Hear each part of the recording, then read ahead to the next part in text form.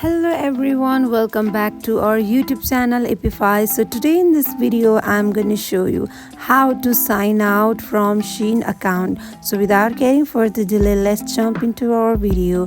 First we'll open up Shein app. Once you open up it, it will land up you to this kind of interface. Here go to profile icon that is located on bottom right corner as shown here. Simply tap on it.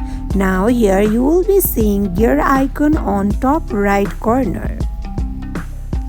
Tap on it. Once you tap on it, it will navigate you to this interface here. Scroll down until you find sign out button. Once you find it, simply tap on sign out button.